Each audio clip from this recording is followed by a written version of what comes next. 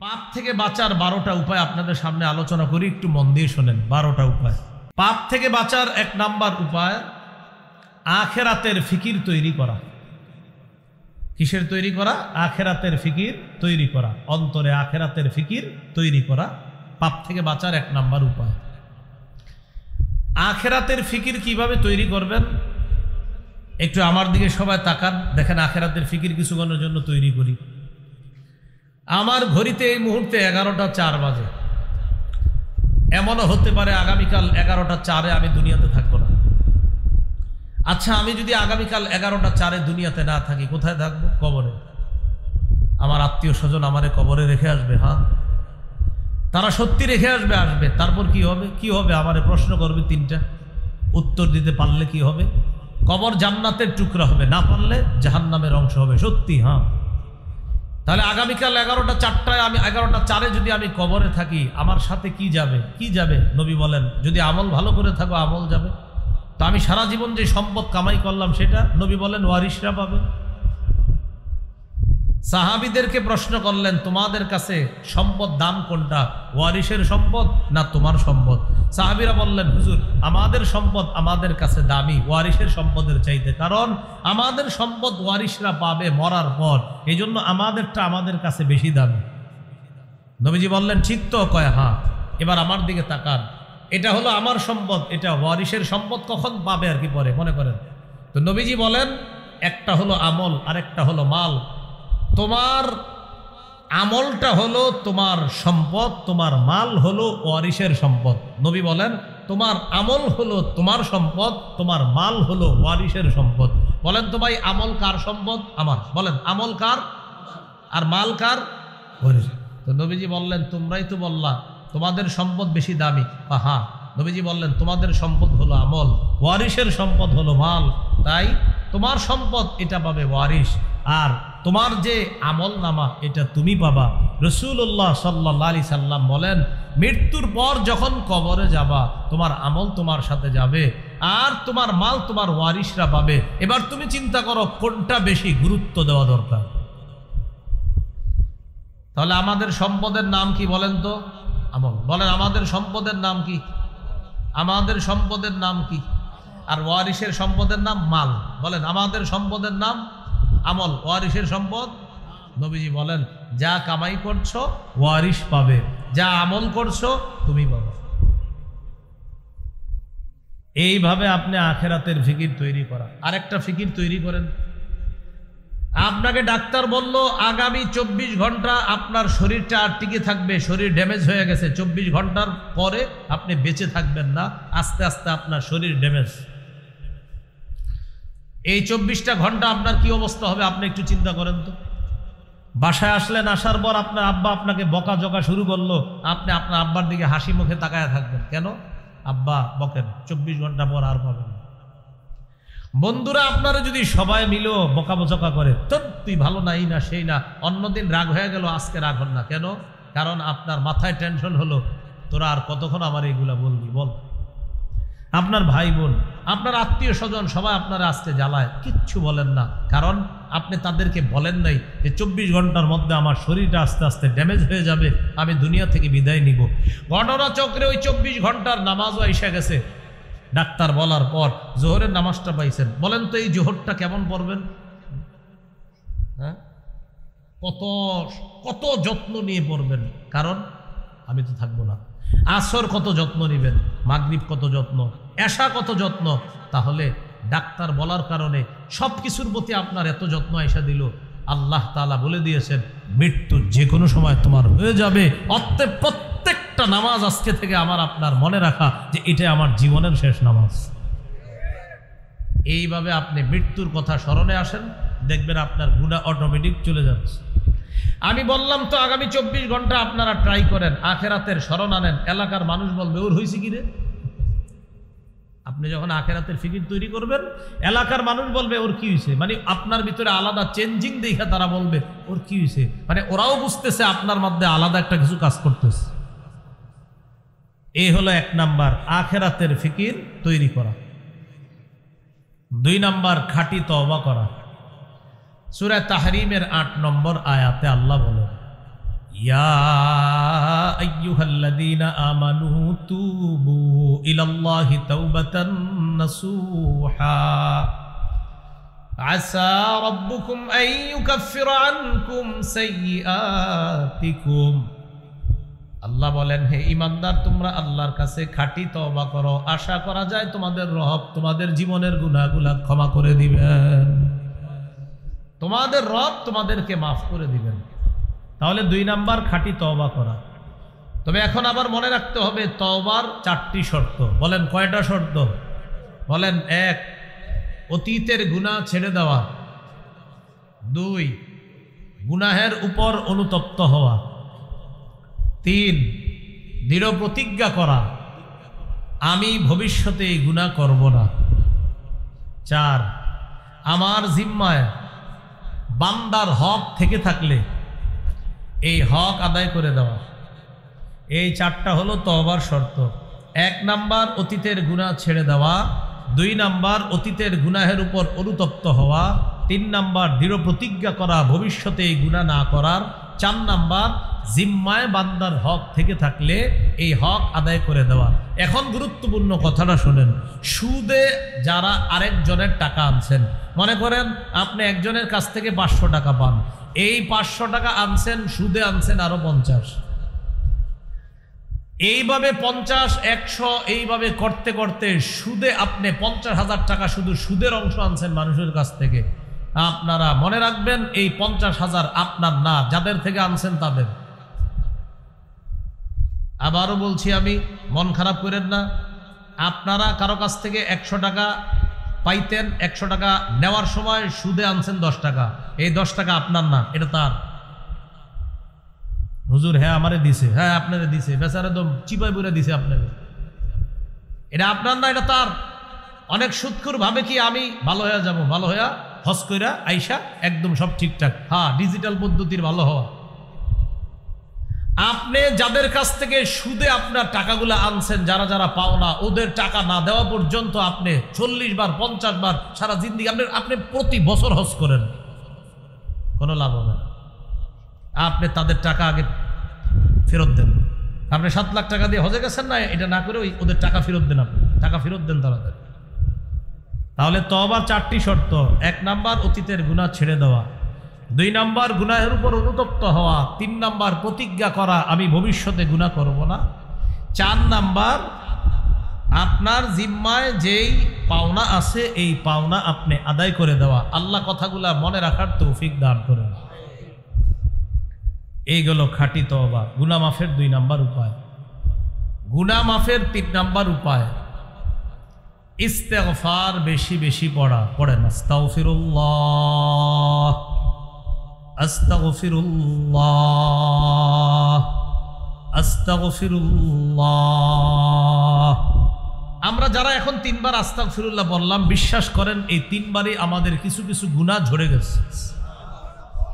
সূরা আলী ইমরানের 135 নম্বর আয়াতে আল্লাহ বলেন, ওয়াল্লাযীনা ইযা ফাআলু ফাহিশাতান আও যালামু আনফুসাহুম যাকারুল্লাহ ফাস্তাগফিরু লিযুনুবিহিম ওয়া মান ইয়াগফিরুয যুনুবা ইল্লাল্লাহ ওয়া লাম ইউসিররু আলা মা ফাআলু ওয়া হুম ইয়ালামুন।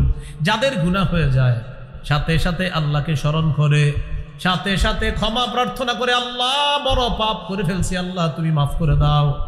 4 নাম্বার জেনে বুঝে ভবিষ্যতে এই গুনাহ আর করে না। আবার বলছে 1 নাম্বার গুনাহ হয়ে গেছে, 2 নাম্বার আল্লাহকে স্মরণ করছে, 3 নাম্বার আল্লাহর কাছে ক্ষমা চায়, 4 নাম্বার জেনে বুঝে ভবিষ্যতে আর এই গুনাহ করে না। আল্লাহ বলেন তোমাকে আমি আল্লাহ মাফ করবো না তো করবে কে? আমি আল্লাহ মাফ করি। এক হাদিসের মধ্যে আসছে, কোন বান্দা গুনাহ করার পর যখন আল্লাহকে বলে আল্লাহ আমাকে মাফ করেন, তখন আল্লাহ ফেরেশতাদেরকে বলে, ও ফেরেশতারা, ও পাপ করছে, করার পর আলিমা আন্না লাহু রব্বা, ও এটা জানে ওর একজন রব আছে, ইয়াগফিরুয যামবা, যে রব তাকে মাফ করে দেয়। এই জন্য আমি আল্লাহর কাছে ক্ষমা চাইছে, কারণ ওর বিশ্বাস আমি আল্লাহ ওকে মাফ করে দিব। ফেরেশতারা সাক্ষী থাকো, আমি ওকে মাফ করে দিলাম। তাহলে গুনাহ মাফের 3 নাম্বার উপায় ইস্তেগফার পড়া। কি পড়া? ইস্তেগফার। আল্লাহ আমল করার তৌফিক দান করেন। ইস্তেগফার সারাক্ষণ বলেন, অজু থাকলেও পড়তে পারবেন, না থাকলেও পড়তে পারবেন। বাসে, ট্রেনে, লঞ্চে, বিমানে, হেলিকপ্টারে, যেখানে থাকেন ইস্তেগফার পড়েন। যাদের টাকা পয়সার অভাব ইস্তেগফার পড়েন। যাদের বৃষ্টি প্রয়োজন ইস্তেগফার পড়েন। যাদের ক্ষেত খাবার প্রয়োজন ইস্তেগফার পড়েন। যাদের ক্ষেতে পানির প্রয়োজন ইস্তেগফার পড়েন। আল্লাহ তাআলা সবগুলো বলছে, শুধু ইস্তেগফারের কারণে এই জাতীয় পুরস্কার আল্লাহ দান করবেন। দম্পতির সন্তান হয় না, ইয়াকিনের সাথে ইস্তেগফারের আমল করতে বলেন, আল্লাহ সন্তান দান। গুনাহ মাফের 4 নাম্বার উপায়, এটা আমার সাথে একটু বলেন, মনে থাকবে। বলেন, ক্ষমা পাওয়ার আশায়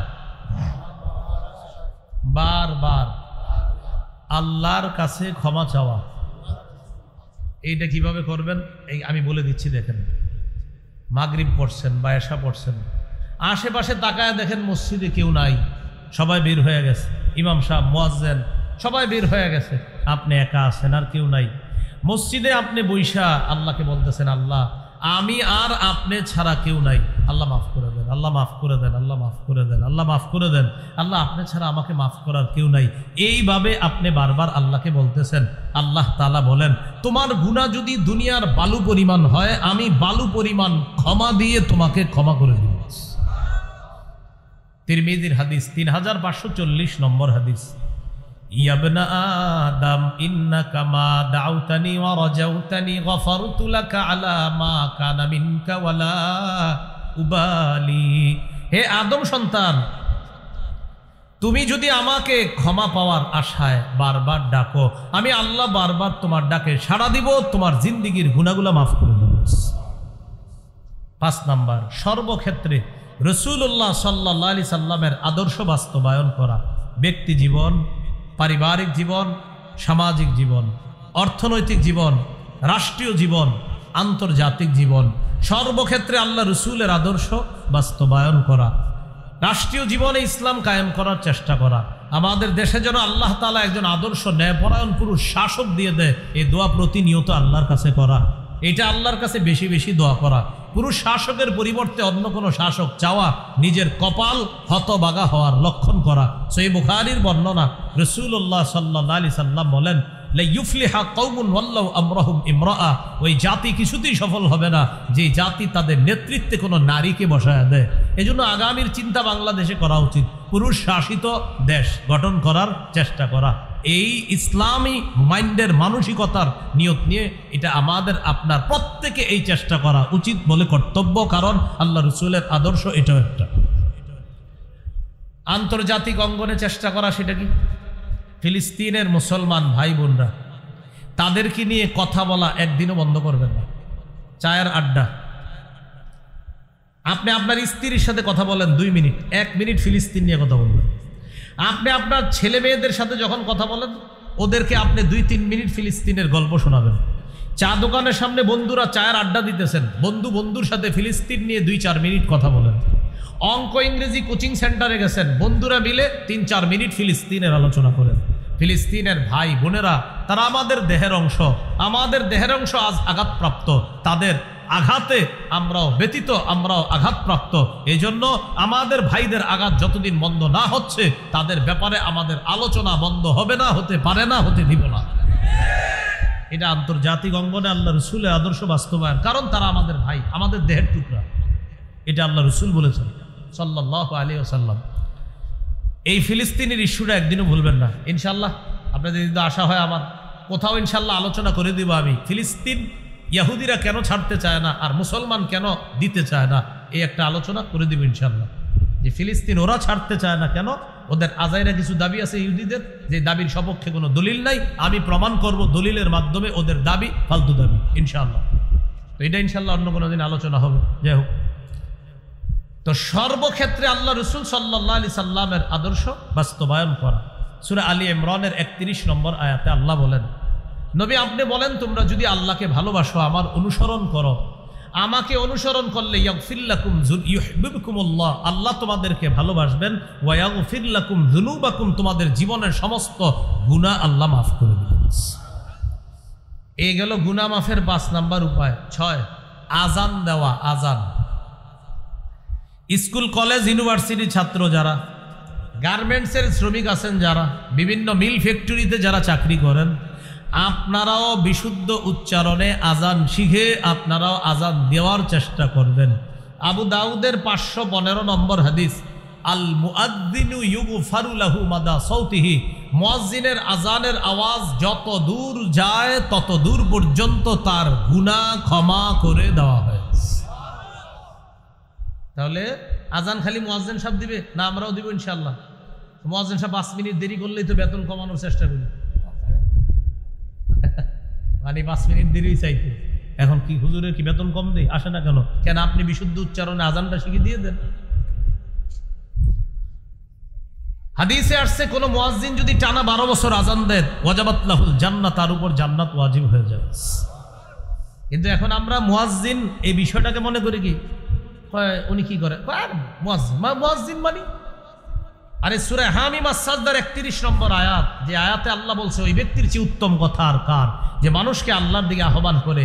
এই জায়গায় 1 নম্বর উদ্দেশ্য মুহাম্মদ সাল্লাল্লাহু আলাইহি সাল্লাম, 2 নম্বর উদ্দেশ্য পৃথিবীর সব মুয়াজ্জিনরা এই আয়াতের উদ্দেশ্য। কখন? যখন তারা বলে হাইয়া আলাস সালাহ হাইয়া আলাল ফালাহ। আল্লাহর কোরআনের ভাষ্য অনুযায়ী মুয়াজ্জিনের এই আহ্বান পৃথিবীর শ্রেষ্ঠ আহ্বানের অন্তর্ভুক্ত হয়ে যায়। তাহলে আজান দেওয়ার চেষ্টা করা। গুনাহ মাফের 7 নম্বর উপায় 2 রাকাত নামাজ পড়া। এটা আজকে বাসায় গিয়ে পড়ে নিতে পারেন দেরি না করে। আমাদের একটা অভ্যাস হলো আমরা শুধু দেরি করি। কিছু আমল আছে নগদ করা উচিত। যেমন আমি আজকে বয়ানে বললাম, মান সাল্লাল ইশা ফি জামাআ ফাকান্নামা কামা নিসফাল লাইল। কেউ যদি এশার নামাজ জামাতে পড়ে, সে যদি রাতে ঘুমায়া থাকে, আল্লাহ তাকে অর্ধেক রাত দাঁড়িয়ে ইবাদত করার সওয়াব দান করবে।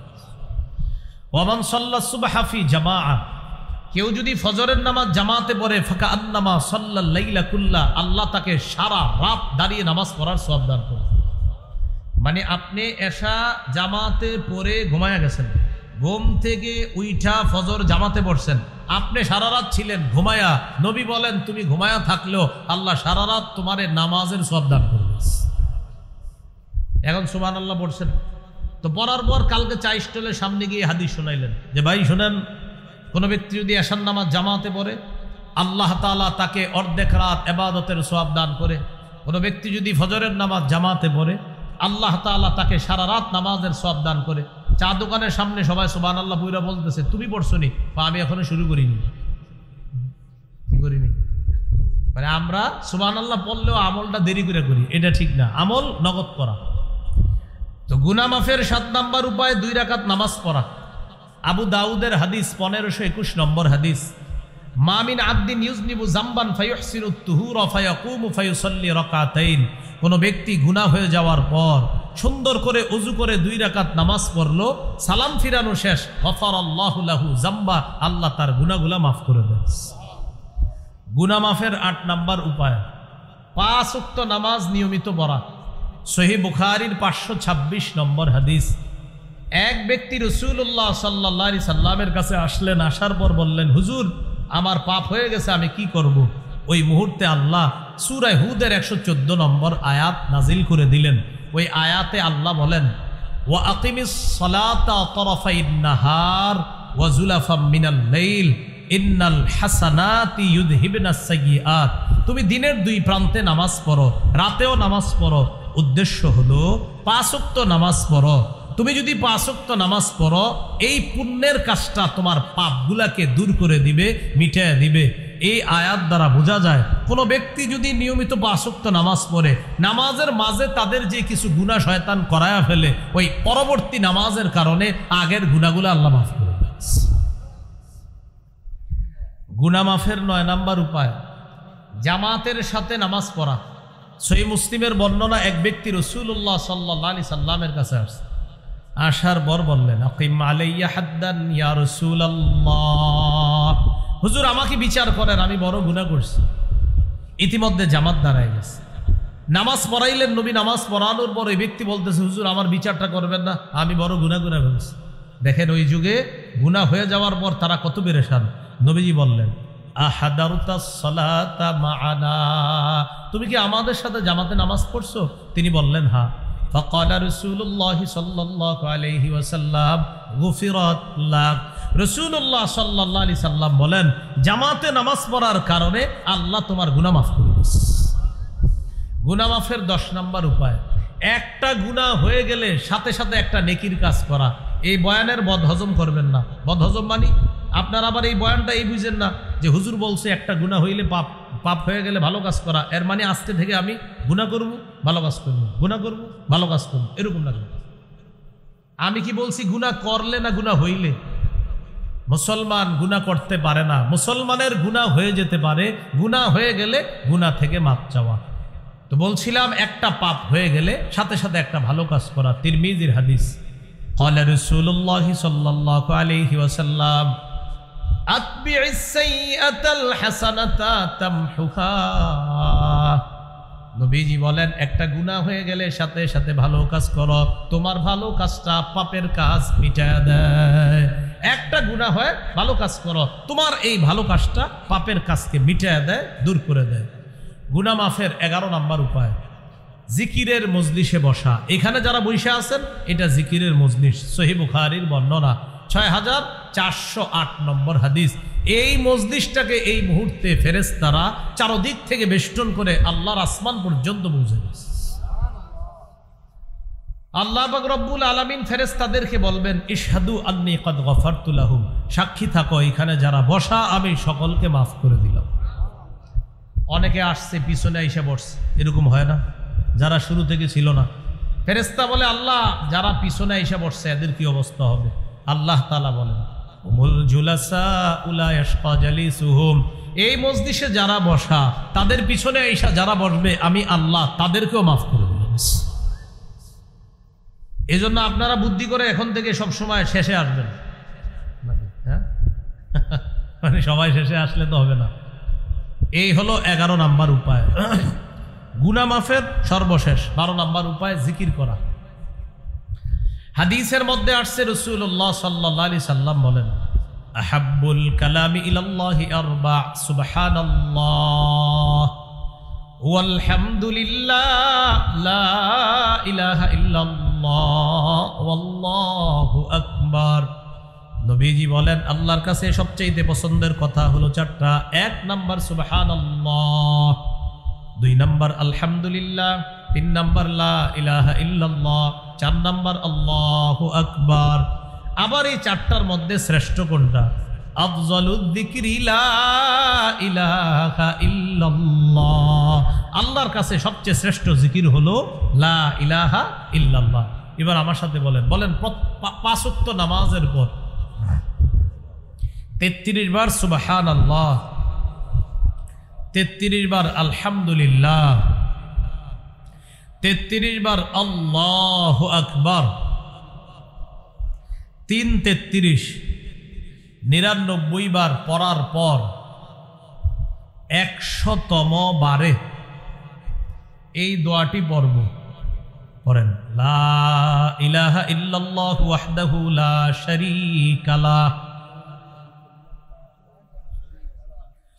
লাহুল মুলকু ওয়া লাহুল হামদ ওয়া হুয়া আলা কুল্লি শাইইন কাদির, গফিরাত খাতায়াহু ওয়া ইন কানাত মিসলা জাবাদিল বাহরি। এই আমলটা যারা 5 ওয়াক্ত নামাজের পরে করবে সমুদ্রের ফেনা পরিমাণ গুনাহও আল্লাহ মাফ করে দেবে। কোনটা? এই যে 5 ওয়াক্ত নামাজের পর করব তো আমল ইনশাআল্লাহ, আল্লাহ তৌফিক দান করেন। আর একটা আমল এখন নগদ করবেন, যাইতে যাইতে, বাড়িতে যাইতে যাইতে, একদম ছোট্ট একটা আমল। বলেন সুবহানাল্লাহি ওয়া বিহামদিহি, আবার আবার আবার সুবহানাল্লাহি ওয়া বিহামদিহি, সুবহানাল্লাহি ওয়া বিহামদিহি। 5 বার হয়েছে, আর কতবার আছে? 95 বার। কয়বার?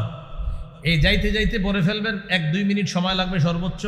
এই 100 বার যারা এটা আজকে পড়বেন, সহিহ বুখারীর 6405 নম্বর হাদিস, কেউ যদি নিয়মিত 100 বার এটা পড়ে আল্লাহ তার সমুদ্রের ফেনা পরিমাণ গুনাহ মাফ করে দেন। তাহলে এই আমলটা করা একটুকি শুধু সুবহানাল্লাহি ওয়া বিহামদিহি, সুবহানাল্লাহি ওয়া বিহামদিহি, সুবহানাল্লাহি ওয়া বিহামদিহি, সুবহানাল্লাহি ওয়া বিহামদিহি, এতটুকু প্রতিদিন 100 বার। আল্লাহ আমাদেরকে আমল করার তৌফিক দান করেন। যে কথাগুলো আমরা শুনলাম বললাম সবাই যেন আমল করতে পারি, আল্লাহ তৌফিক দান করেন। খুব মন দেন যারা শেষে আসছেন, আমি 1 মিনিটের মধ্যে পুরো আলোচনাটা বলে ফেলি। প্রথমে 7টা কথা বলছি। 1 নাম্বার, নগদ পাপগুলা ছেড়ে দেওয়া। 2 নাম্বার, নতুন করে পাপের কাছে না যাওয়া।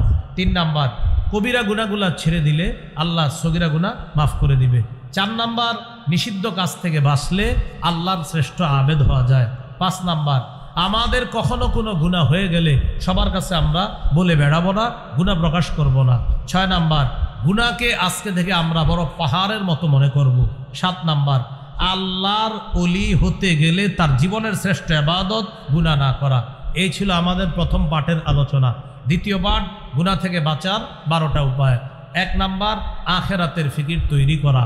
2 নাম্বার, খাঁটি তওবা করা। 3 নাম্বার, ইস্তেগফার করা। 4 নাম্বার, ক্ষমা পাওয়ার আশায় বারবার আল্লাহর কাছে ক্ষমা চাওয়া। 5 নাম্বার, রাসূলুল্লাহ সাল্লাল্লাহু আলাইহি সাল্লামের আদর্শ সর্বক্ষেত্রে বাস্তবায়ন করা। 6 নাম্বার, আযান দেওয়া। 7 নাম্বার, 2 রাকাত নামাজ পড়া। 8 নাম্বার, 5 ওয়াক্ত নামাজ পড়া। 9 নাম্বার, জামাতের সাথে নামাজ পড়া। 10 নাম্বার, একটি গুনাহ হয়ে গেলে সাথে সাথে একটি ভালো কাজ করা। 11 নাম্বার, জিকিরের মজলিসে বসা। 12 নাম্বার, জিকির করা। এই হলো গুনাহ মাফের 12টা উপায়। এই উপায়গুলা অবলম্বন করে আমরা গুনাহ থেকে বেঁচে থাকার চেষ্টা করব। আল্লাহ তৌফিক দান করেন। আজকের এই আলোচনাগুলো আমার একটা সংকলন আছে, মিম্বরের আমানত। ওই সংকলনেও আলোচনাগুলা পাবেন। 9ম 10ম খণ্ডে আজকের আলোচনাগুলা পাবেন। 9ম 10ম খণ্ডে আজকের আলোচনাগুলা পাবেন। 1 থেকে 10 খণ্ড কিতাব, যারা পারেন সবগুলা খণ্ডই সংগ্রহ রাখেন। নারী পুরুষ আলেম ওলামা সহ সবাই পড়তে পারেন। প্রথম খণ্ড, সন্তানের 64টা অধিকার। দ্বিতীয় খণ্ড, হালাল হারাম শিরিক বেদাত। তৃতীয় খণ্ড, হালাল হারাম। চতুর্থ খণ্ড, স্বামী স্ত্রীর অধিকার। পঞ্চম খণ্ড, লা ইলাহা ইল্লাল্লাহর ব্যাখ্যা। ষষ্ঠ খণ্ড, নামাজ। সপ্তম অষ্টম খণ্ড, নামাজ আর নাপাক পাকের মাসালা। নবম খণ্ড, জাকাত। রমজান, পাপ, ঈদ। দশম খণ্ড হলো রমজান পরবর্তী 8টি করণীয়। রমজানের পরবর্তী হজের প্রস্তুতি। হজের পর শেষের দিকে গিয়ে কোরবানি। এই কোরবানি কিভাবে বিশুদ্ধভাবে হবে এ আলোচনা। কোরবানি পরবর্তী মুহররম মাস আসে, ওই মুহররম মাসের করণীয় বর্জনীয়। পরে সফর মাস। আমরা অনেক কুসংস্কারকে বিশ্বাস করি, নাউজুবিল্লাহ। এই বিষয়গুলো 10ম খণ্ডে আলোচনা আছে। যাদের প্রয়োজন হবে গাড়ি থেকে সংগ্রহ করে নিতে পারেন কিতাবগুলা। আল্লাহ তাআলা আমাদের সকলকে যে কথাগুলা শুনলাম বললাম আমরা সবাই যেন আমল করতে পারি, আল্লাহ তৌফিক দান করেন। সুবহানাল্লাহি ওয়া বিহামদিহি। আমিন। ওয়া আখিরু দাওয়ানা আলহামদুলিল্লাহি রাব্বিল আলামিন। আলহামদুলিল্লাহি রাব্বিল আলামিন। ওয়াল আকিবাতু লিল মুত্তাকিন। ওয়াসসালাতু ওয়াসসালামু আলা সাইয়্যিদিল আমবিয়াল মুরসালিন ওয়া আলা আলিহি ওয়া আসহাবিহি আজমাইন। রব্বানা যালামনা আনফুসানা ওয়া ইল্লাম তাগফির লানা ওয়া তারহামনা লানাকুনান্না মিনাল খাসিরিন। রব্বিরহামহুমা কামা রাব্বায়ানি সগীরা। মাবুদ মেহেরবান মাওলা, আল্লাহ এই মাহফিলকে আপনি কবুল করেন। আল্লাহ জিন্দেগির গুনাহ খাতাগুলো মাফ করে দেন। আল্লাহ ঈমান ইসলামের উপর অটল থাকার তৌফিক দান করেন। আল্লাহ মেহেরবানি করে জীবনের সমস্ত গুনাহ খাতাগুলো মাফ করে দেন। আল্লাহ গুনাহগুলো মাফ করে দেন। আল্লাহ গুনাহগুলো মাফ করে দেন। সগীরা কবিরা গুনাহ মাফ করে দেন। আল্লাহ ঈমান ইসলামের উপর অটল অবিচল রাখেন। কুফর শিরিক থেকে হেফাজত করেন। যাদের সামনে বসলাম, যারা আমার সামনে বসা, সবার সাথে আবার জান্নাতে দেখা করাইয়া দিয়েন। আল্লাহ আমাদেরকে মাফ করে দেন। আল্লাহ গোপন পাপ প্রকাশ্য পাপ থেকে হেফাজত করেন। আল্লাহ আল্লাহ আল্লাহ আল্লাহ।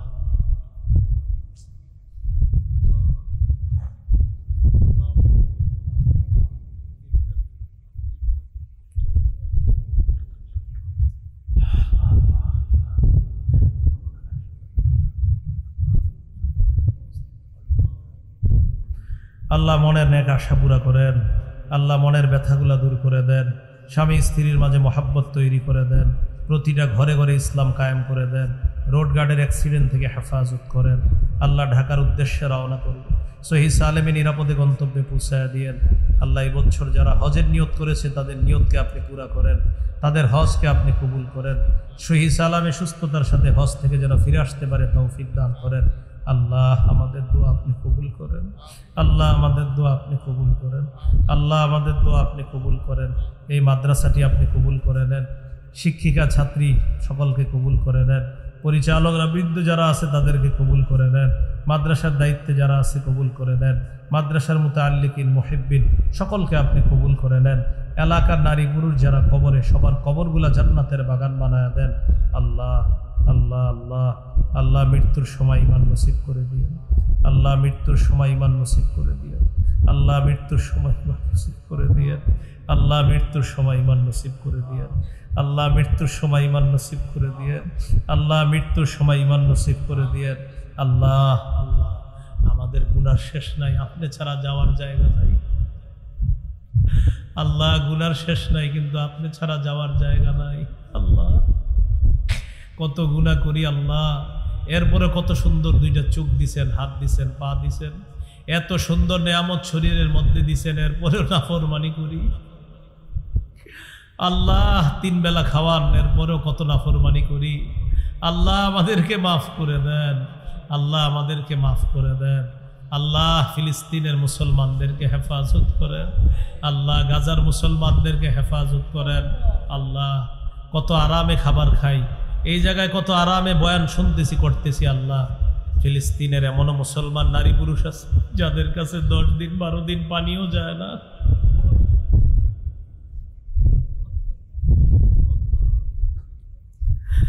আল্লাহ তাদের কাছে খাবার পৌঁছে না। মেহেরবানি করে আল্লাহ তাদেরকে সাহায্য করেন। আল্লাহ তারা আমার দেহের টুকরা, আমাদের দেহের অংশ, তাদের আঘাতে আমরাও আঘাতপ্রাপ্ত, ক্ষত বিক্ষত। আল্লাহ তাদেরকে আপনি হেফাজত করেন। আল্লাহ তাদেরকে হেফাজত করেন। জায়নবাদী হায়নাদের বিরুদ্ধে যেই মুজাহিদ বাহিনী লড়াই করতেছে, লড়বে, ওই হক মুজাহিদ বাহিনীর সাথে আমাদেরকেও শরীক করে দিয়েন। আল্লাহ রব্বানা তাকাব্বাল মিন্না ইন্নাকা আনতাস সামিউল আলিম ওয়া তুব আলাইনা ইন্নাকা আনতাত তাওয়াবুর রহিম। সাল্লাল্লাহু তাআলা আলা খাইরি খালকিহি সাইয়্যিদিনা মুহাম্মদ ওয়া আলা আলিহি ওয়া আসহাবিহি আজমাইন। সুবহানা রাব্বিকা রাব্বিল ইজ্জাতি